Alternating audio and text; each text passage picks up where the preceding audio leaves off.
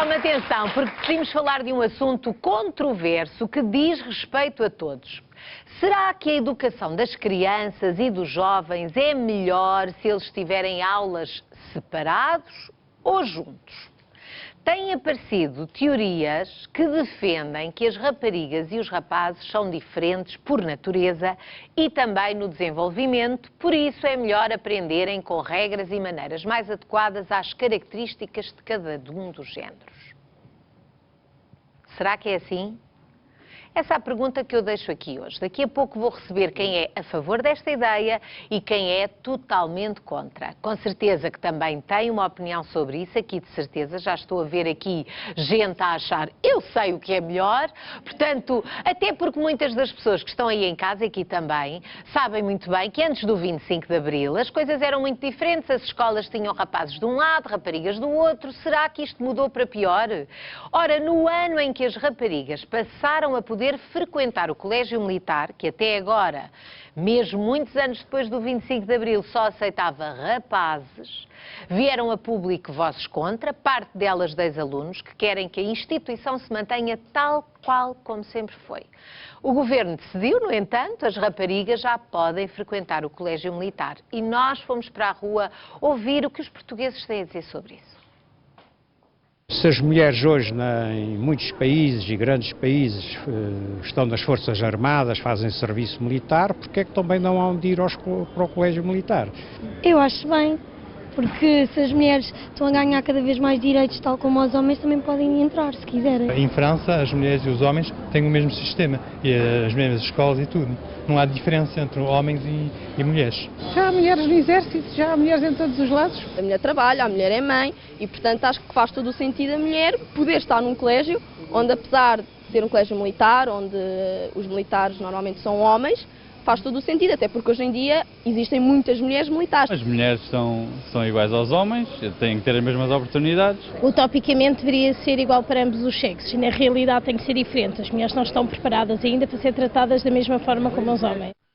Ora, apresento agora as minhas convidadas, duas especialistas em educação, Maria Emília Berderó Santos, Margarida Garcia dos Santos, que têm visões diferentes sobre a forma como devem ser educados os rapazes e as raparigas. Muito boa tarde às duas. Ora, começo pela Emília, que defende uma educação mista, e a Margarida defende que o ensino é mais proveitoso se as meninas estiverem para um lado e os rapazes para o outro. Eu vou começar pela Margarida, a quem pergunto, se dependesse dela, este exemplo que vimos aqui sobre o colégio militar, não teria aberto as portas às raparigas?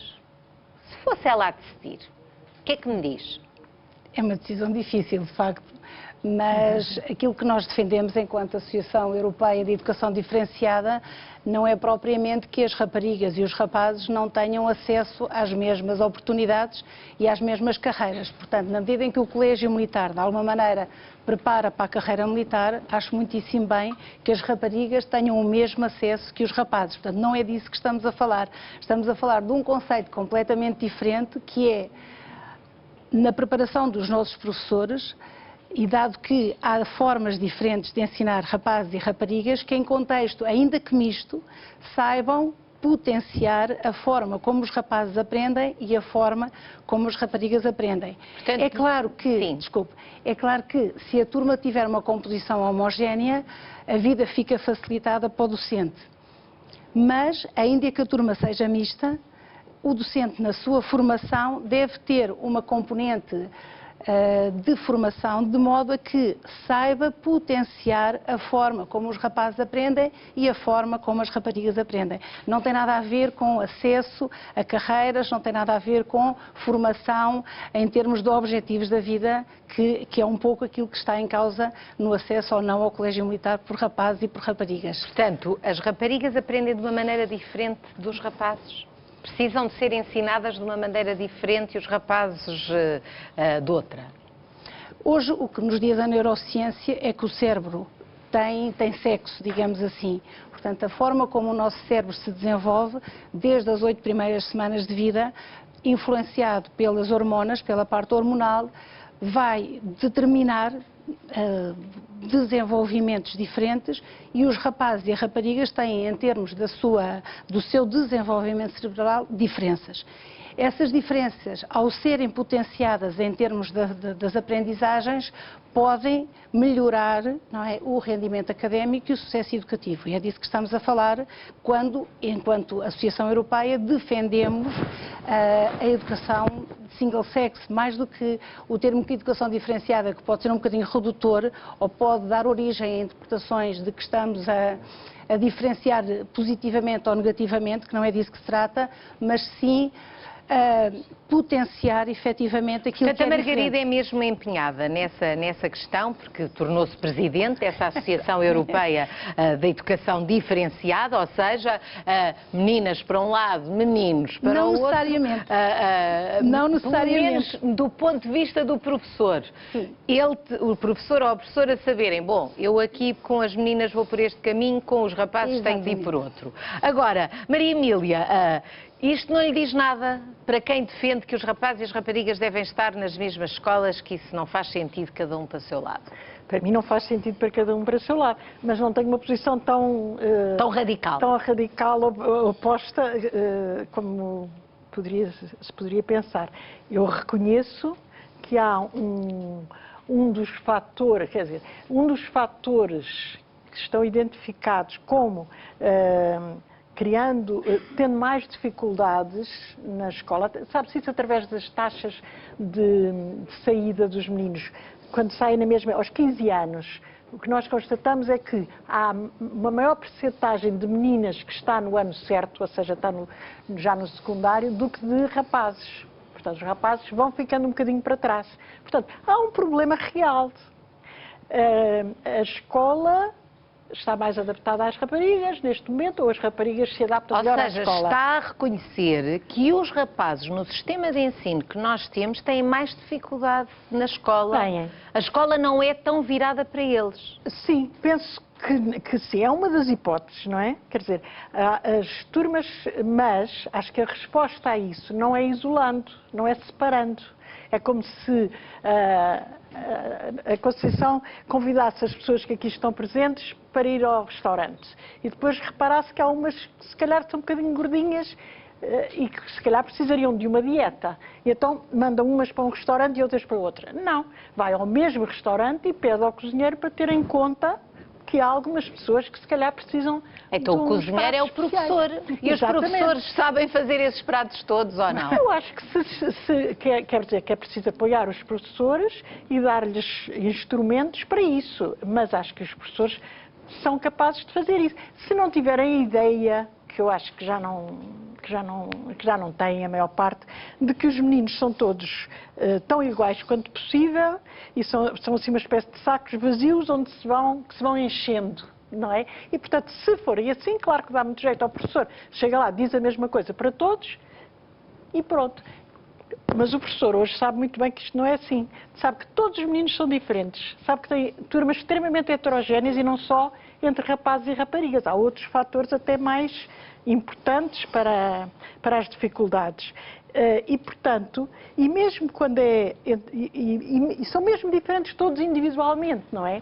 E, portanto, o esforço dos professores é em criar situações que sejam sempre optimais, digamos. Que seja o melhor possível. Para cada Mas, deles. Maria Emília, realmente o que nós vimos, e de certeza que há muita gente em casa também a questionar-se sobre isto, porque nós vivemos num país, no que nos diz respeito aqui em Portugal, realmente as raparigas tinham as escolas das raparigas, os rapazes tinham as escolas dos rapazes. Depois veio a liberdade, veio a democracia e passou-se a achar que era tudo junto. Mas, na realidade, parecia que as raparigas e os rapazes que não tinham a liberdade de estarem misturados. Mas nunca se fala das vantagens ou desvantagens de estarem separados ou não.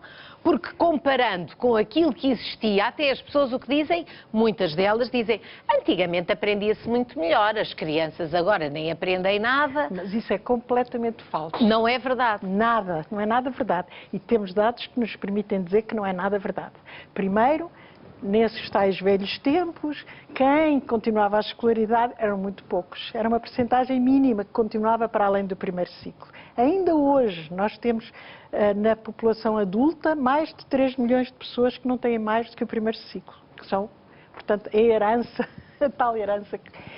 Depois, mesmo comparando, os dados que eu tenho, confesso que são de um estudo americano, mas a mesma coisa se poderia, com certeza, encontrar em Portugal, que é passar, por exemplo, testes de inteligência, isso é muito interessante, testes de inteligência que foram passados há 100 anos, passá-los atualmente.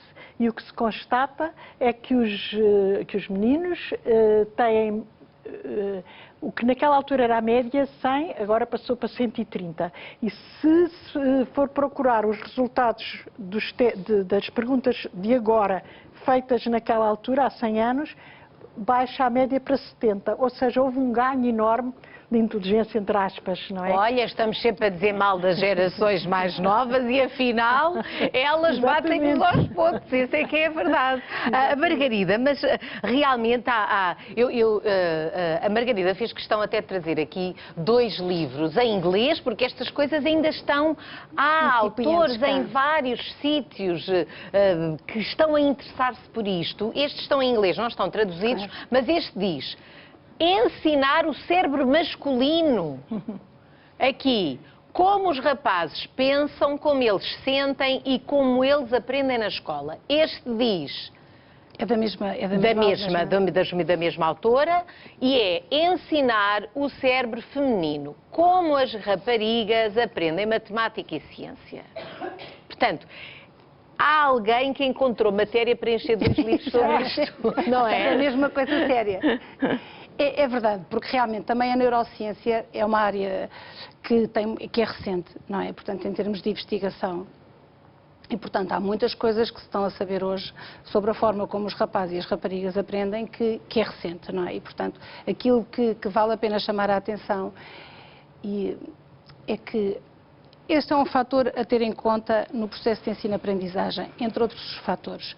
A forma como a escola se organiza é que pode ser diversa, ou seja, há escolas que podem ter aulas separadas e recreios mistos, há outras escolas que podem organizar separadamente diferentes ciclos, portanto, separar a primária, juntar o segundo ciclo, portanto, há muitas formas de organização escolar. Aquilo que nós pretendemos divulgar, não é sobretudo, estas novas correntes da pedagogia que chamam a atenção para essa diferença.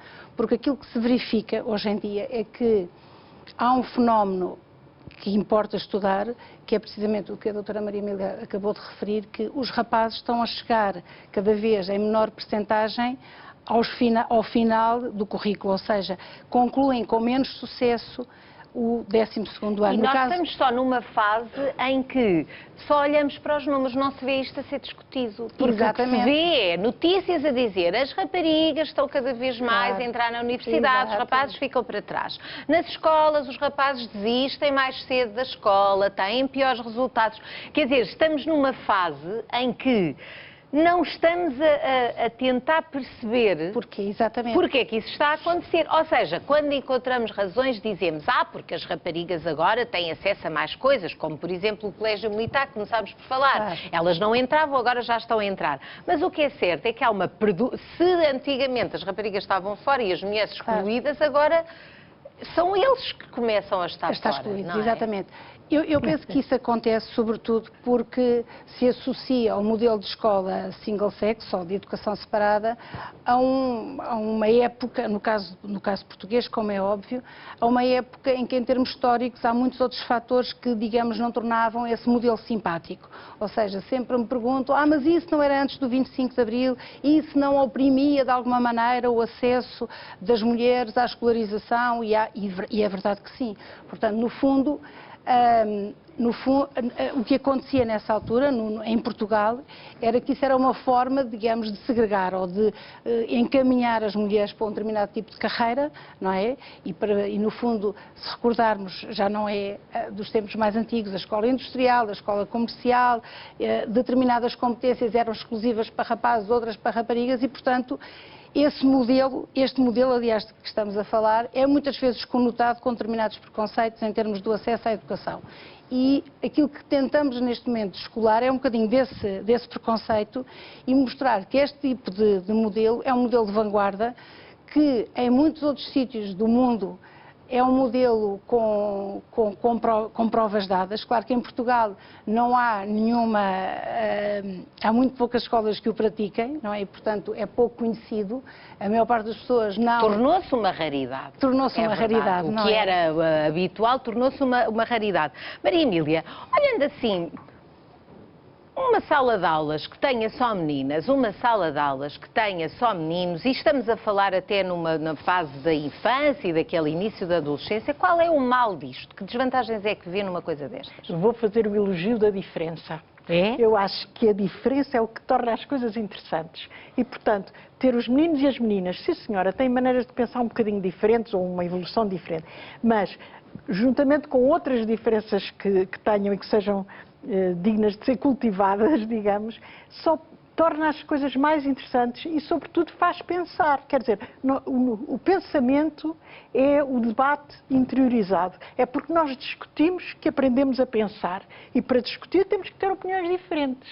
Temos que ter ritmos diferentes, temos que nos interessar por coisas diferentes, não é? Portanto, tudo o que seja diferença, em vez de ser para apagar, deve ser para ser cultivado e estimulado. E eu gostava agora de pôr aqui na nossa conversa um estudo feito por uma espanhola, Maria Calvo Charro, que fez um livro chamado Educar Rapazes e Educar Raparigas, e diz coisas deste género.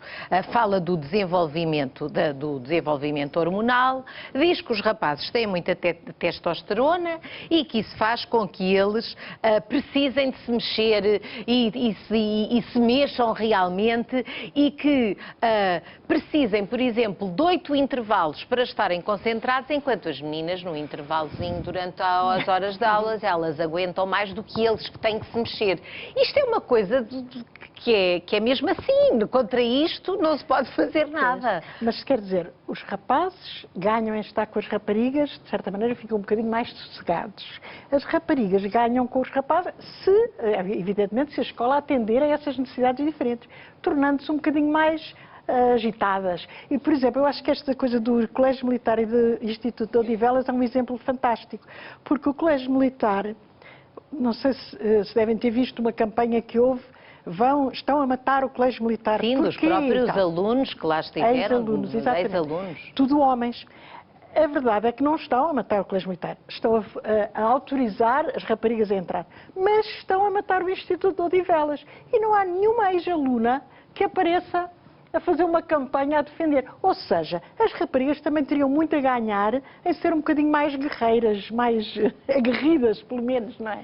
E eu achei muita graça a este estudo que estava a referir, porque diz que, os pais, e quem tem rapazes e quem tem raparigas, queixa-se disso, que eles não aguentam o mesmo tempo sentados, quietos e calados. Portanto, se não aguentam é porque são indisciplinados, não é? E esta autora diz, não é nada, é porque são rapazes. Exatamente. Eles são mesmo assim. E as pessoas, e depois o sistema não considera isso. Aliás, porque depois estamos a esquecer um outro fator importante, que é, normalmente, e pelo menos essa é mais uma vez a nossa realidade, a maior parte dos professores são professoras. Não sei se perdoem-me aqui a redundância de linguagem, quer dizer, predomina no setor do ensino as professoras. E a propósito disso que está a dizer... Portanto, o que é que acontece? E sobretudo no ensino primário, não é, que é logo, e como toda a gente concorda, é o ciclo onde se assentam as bases de toda a aprendizagem, que predominam também maioritariamente o setor feminino. Ora, não estando despertas na sua formação para estas diferenças de comportamento, penalizam sempre o rapaz, que vem com um rótulo mal comportado, que não faz os trabalhos, que não consegue estar sentado, está sempre a brincar com o lápis, está sempre a mexer na borracha, está constantemente em movimento e de alguma maneira é penalizado e fica com um rótulo logo no primeiro ciclo que o vai acompanhar e vai fazer baixar a sua autoestima e que muitas vezes acaba... desinteressá-lo da escola.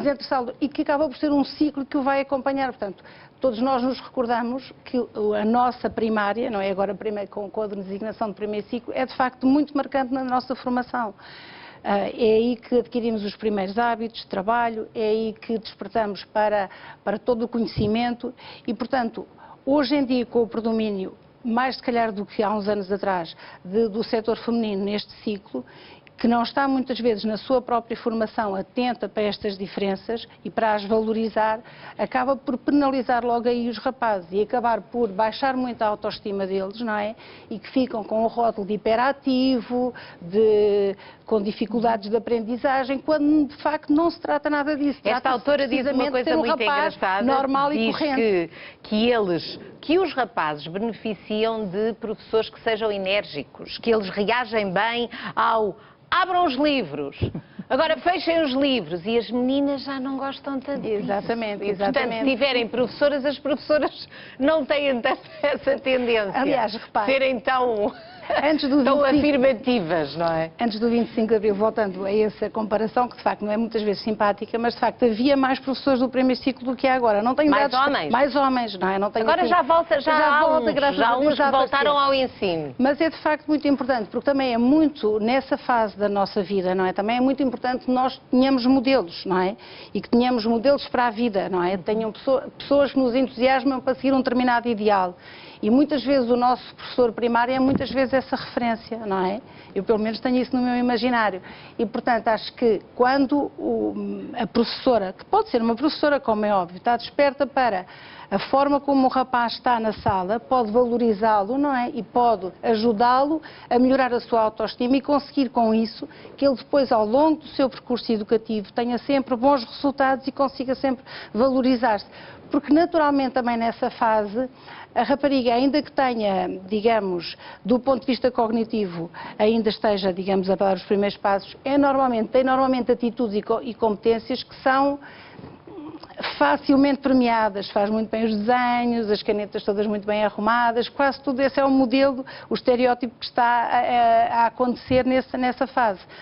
E, portanto, vale a pena, não é? Ainda que seja em contexto misto, não é? Quer dizer, facilita e aquilo que nós dizemos... Porque não acha um bocadinho anormal que, entretanto, as crianças passam tanto tempo na escola que o facto de uns estarem num lado, outros estarem no outro, a dada altura perde-se o contacto social, as trocas de experiências, de coisas que eles têm e de, como dizia ainda agora a Maria Emília, discutirem o mesmo assunto em conjunto, rapazes e raparigas. Claro. Isso perde-se neste modelo. Não, eu volto aqui a explicar um bocadinho a questão do modelo. Vamos lá ver. Aquilo que nós temos no nosso imaginário eram as escolas femininas e as escolas masculinas, não é? E, portanto, este modelo era, de alguma maneira, uma organização onde num colégio só havia rapazes e num colégio onde só havia raparigas. E, portanto, essa componente social de interação de alguma maneira se perdia um bocadinho. Não tem que ser necessariamente assim. Porque agora o mundo é diferente. Exatamente. E há muitas escolas norte-americanas, escolas públicas, inclusive, que dão a opção aos pais de, em determinados ciclos, optarem por ter os filhos em escolas, em salas mistas ou em salas diferenciadas. Portanto, este, digamos assim, é o cenário ideal. É claro que isto tem custos, não é? E, portanto, a forma como muitas vezes se põe em prática o modelo é organizando de forma separada, não é? Porque é muito mais complicado em termos de organização escolar ter em simultâneo turmas mistas, turmas separadas, dar a opção aos pais, os pais terem um papel muito mais interveniente, não é? E, portanto, isto acaba por, do ponto de vista financeiro, ser muito complicado. Mas realmente é muito interessante trazerem-nos aqui esta questão, porque nunca falamos disto e, de facto, se calhar devia falar-se mais, não é, Maria? Aliás, ia só terminar uma questão, que sim, nós estamos a reduzir este debate muito às circunstâncias educativas, à escola, não é? Mas o livro que citou, da Maria Calvo, diz que é um livro também para as famílias que têm filhos e filhas e que também devem, de alguma maneira...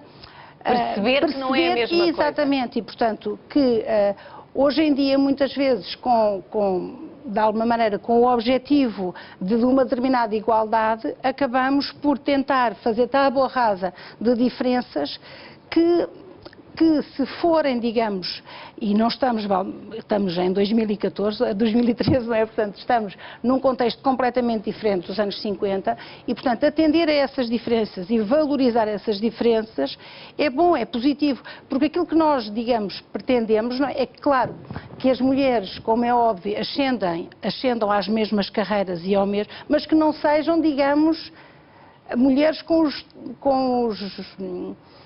aquilo que é mau de um homem, não sei se me fiz explicar. Portanto, o que queremos é que uma mulher seja... É valorizar o que cada género tem de melhor. E que uma mulher Ora, nós estamos só a terminar. Só queria de facto, nestes últimos segundinhos, Maria Emília, acha que se devia falar mais desta olhar para os números e discutir um bocadinho isto mais no ensino? Acho que é uma questão porque estamos mesmo a ver os rapazes a ficarem fora, não é? A principal discriminação que existe, não é? Há outras discriminações mais graves e com maior peso, sociais, a escolaridade dos pais, da imigração, etc. Mas é um problema real e penso que ainda é recente, ainda nos damos... Porque ao mesmo tempo que na escola as raparigas estão a ir tão bem e os rapazes é que estão em dificuldade, na sociedade em geral ainda não é completamente assim, não é? Pois não, por isso é que há de haver muita gente que está a achar isto se calhar não é assim uma coisa tão importante para ser discutida, mas eu gostei de conversar aqui convosco. Obrigada por terem aberto aqui esta questão. Nunca olhamos para isto desta forma, para a educação desta forma. Hoje fizemos-lo um bocadinho. Muito obrigada às nossas convidadas por terem estado aqui. Uma salva de palmas para elas. Obrigada.